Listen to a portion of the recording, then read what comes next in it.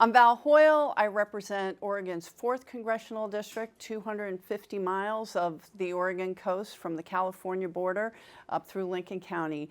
And we're here today talking to my colleague, Congresswoman Sara Jacobs from California, San Diego area, about her bill, My Body, My Data. And one of my passions is protecting people from an overreach in government surveillance. And we have a lot of women. Oregon and California, we're lucky, but in states where they're concerned that their data will be used to prosecute them in case they choose an abortion or having a miscarriage, and it's really quite concerning. Thank you for joining us, and would love to hear more about your bill. I'm so happy to be here with you all.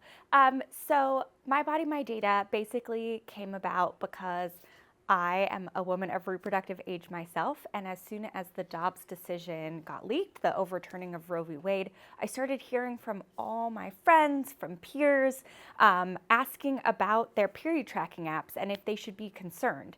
And we started doing research and realized there is currently no federal protection for that data. It's not covered by HIPAA because it's commercial data.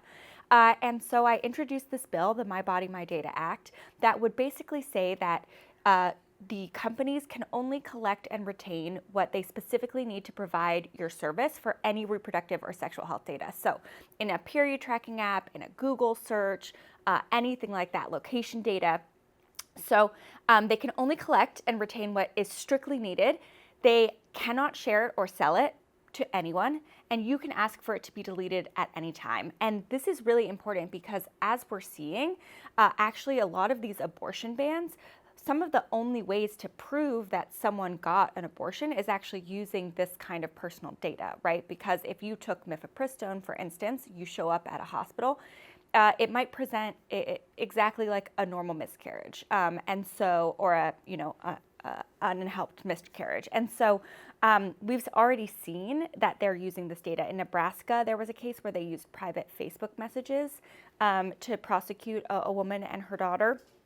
We've seen that companies have sold cell phone data to anti-choice groups that then use that to push misinformation to people who had visited abortion clinics. So this is really, really concerning, and that's why I've been pushing so hard for us to be able to address it through this bill. Well, thank you. And this is actually critical and important because some of the laws that we're seeing criminalizing women for literally having an unhelped miscarriage. It is upon, 1 out of every 5 pregnancies ends up in a miscarriage. And when we're asking women to prove that they didn't cause this themselves purposely, we're in a really dangerous place. I also really appreciate partnering with you because you are one of the people in the House that is a lead on protecting people's privacy. My Senator Ron Wyden is a champion in the Senate, and certainly we have worked together on working to reform laws. There's a lot of concern about public safety and protection, and rightfully so, but we shouldn't be giving up our privacy. So would love to talk with you about some of the work that you've done, beyond this bill, which is amazing. Yeah, and I have so appreciated your partnership on this, and of course the leadership of Senator Wyden, who's been an amazing mentor to me as I've delved more into this topic. I fundamentally believe that it is possible to protect Americans' privacy rights and also keep Americans safe. I sit on the House Armed Services Committee, I sit on the House Foreign Affairs Committee, so I'm not naive to the threats that we're facing. But I don't believe that infringing on our rights actually is what we need to do to make us safer. And so that's why we work together to try and get a warrant requirement in the reauthorization of the Foreign Intelligence Surveillance Act, FISA, Section 702. Unfortunately, we weren't able to get it done this time, but I do think that that's really important. We also worked together on the Fourth Amendment is Not for Sale Act, which we did get passed, which basically right now, if a law enforcement agency doesn't have probable cause to get a warrant to be able to search data, they can still buy it from private data brokers, and just basically circumvent your Fourth Amendment rights to due process and unlawful search and seizure. And so, I think there's a lot more we need to be doing to make sure that we are living up to our values, living up to our Constitution, frankly, and making sure that Americans and anyone here in the U.S. has their right to privacy. And that's true when it comes to national security, and it's true when it comes to healthcare. And this is something that, the people in my district, and this is not a partisan issue, really are concerned. And again, people are voting in good faith to protect us from, our national security, our personal security. But again, that information, when shared, really can be used in nefarious ways. So, balancing that protection and as I'm new and I'm on transportation infrastructure and natural resources, we don't deal with these issues quite as much as you do on armed services. But can you talk more about how do you determine that balance? Yeah. Well, first of all, I think it's just really crucial to point out that this is not a partisan issue. And in fact, we've seen coalitions that really span different parties. And I think that's really important for Americans to know, because I think so often they feel like we don't work together with the other side on anything. And in fact, this is an area where we do.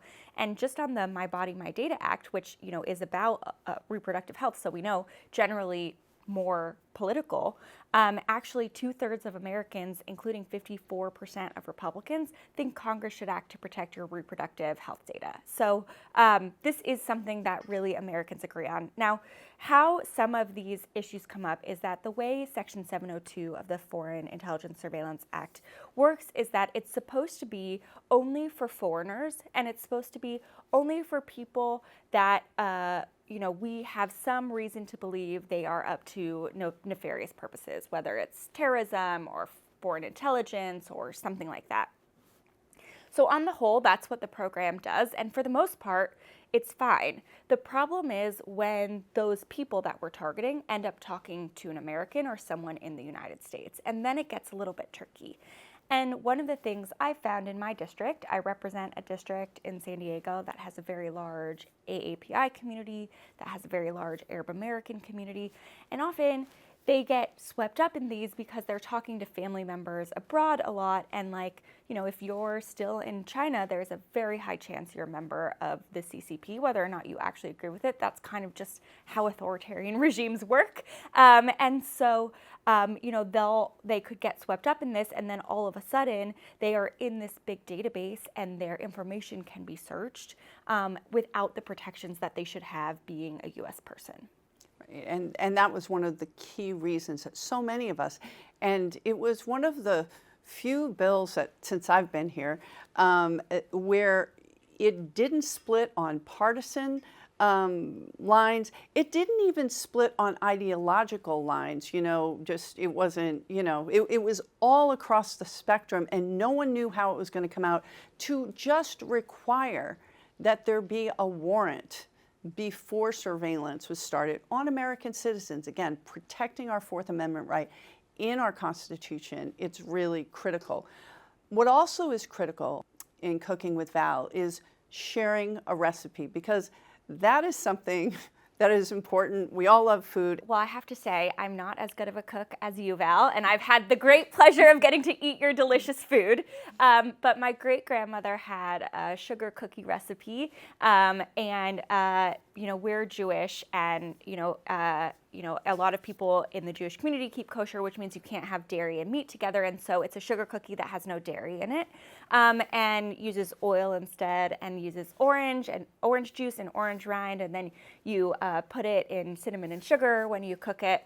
And I have a lot of great memories of sitting on the countertop with my mom as a kid, making these cookies, using a cup, a glass to make the shapes. And then actually recently, a couple months ago, my niece is 2 years old, and we have a bunch of family from Israel who's staying with us right now, and so we all decided to make these cookies together. And I had my niece sit on the counter with me, and she was making the circle rounds while we were making these cookies. So it's a really nice family recipe that brings back a lot of amazing memories for me. That sounds fantastic, and we will have that recipe listed on our website. And thank you so much for joining us, and thank you for working so hard to protect the privacy of American citizens.